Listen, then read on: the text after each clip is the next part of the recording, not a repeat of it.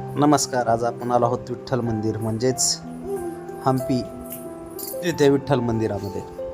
चला तर आपण हे पार्किंगच्या नंतर आपण गाडी लावून पार्किंगच्या नंतर 1.5 किलोमीटर आपण चालत जावं लागतं. 1.5 किलोमीटर चालत गेल्याच्या नंतर हम्पीचे विठ्ठल मंदिर येते. इथं आपल्याला असे एक बारीक बारीक मंदिरे, छोटीशी मंदिरे तिथं पाहायला भेटतील जाताना रोडला. 1.5 किलोमीटर आपण पुढे हळूहळू चालत जाऊ.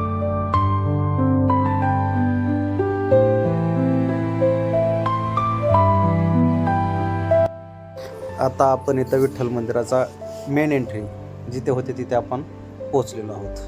हे विठ्ठल बाजार, इथे पहिला जुना विठ्ठल बाजार जे आपल्याला जे भेटत होतं आपल्या जिथं आत्ता सध्या विठ्ठल मंदिर आहे, जसं की आपल्याला शेजारी त्यांच्या खरेदी विक्रीसाठी असतं ते इथं विठ्ठल बाजार भरत होता.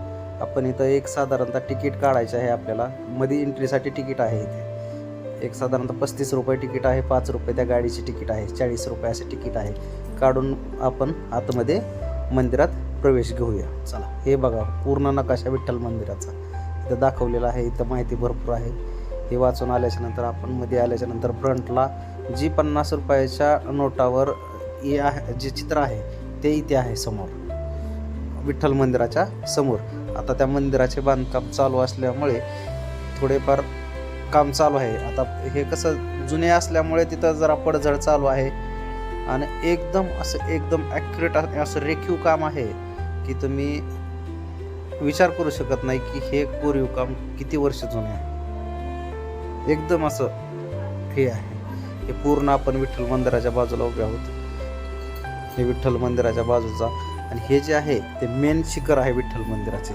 मला हे जे आहे ते मेन शिखर आहे. याच्या खाली मूर्ती दोन्ही विठ्ठल आणि रुक्मिणी एका जागेवर होती. चला तर मग आता आपण मंदिरात कुठे विठ्ठल आणि रुक्मिणीचे मंदिर आहे ते आपण त्या गाभाऱ्यात जाऊया.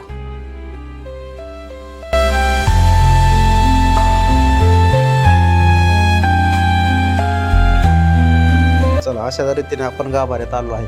विठ्ठल आणि रुक्मिणी एकाच जागेवर होते. असं दोन्ही बी त्यांचे हे आहेत, जिथं मूर्ती होत्या दोन्ही बी ते अशा ठिकाणी दोन्ही बी एकाच जागेवर आहेत. वेगवेगळ्या ठिकाणी दोन्ही मूर्ती नाहीत. आपण दर्शन करून पाठीमागे बाहेर येऊ.